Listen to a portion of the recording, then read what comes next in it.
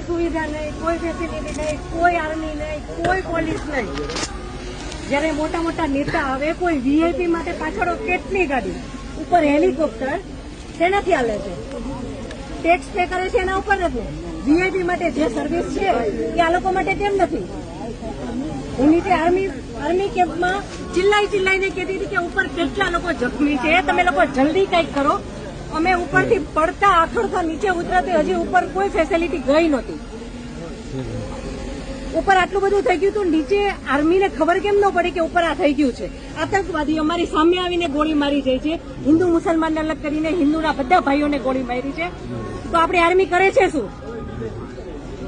લાખોની સંખ્યામાં આર્મી હતી ત્યાં. અને જે ટુરિસ્ટ પ્લેસ છે ત્યાં કોઈ આર્મી મેન નહીં, કોઈ પોલીસ મેન નહીં, કે કોઈ ફર્સ્ટ એડ કિટ નહીં, કાંઈ જ સુવિધા નહીં. એમાંથી એક આર્મી મેન એવું કહે છે કે તમે લોકો ઉપર ફરવા શું કામ જાઓ છો? હવે તમે મને એ વાતનો જવાબ દો. જો આ રીતનું હતું તો તમે અમને જવાબ શું કામ દો છો? નહીં, હવે મારા ઘરનો સ્તંભ વયો ગયો છે. હવે તમે મને પાછો આપો, મારે બીજું કઈ ન જોઈએ.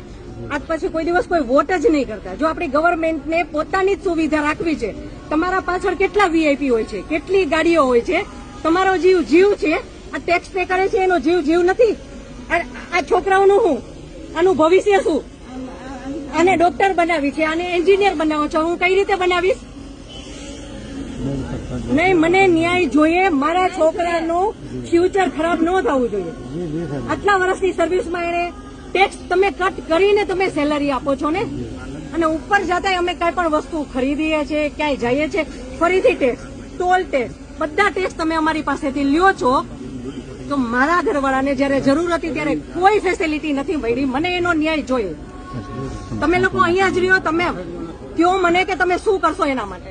આ એક નહીં, આના જેવા જેટલા ભાઈઓ બધા નિર્દોષ હતા, બધાને આવડા છોકરા હતા.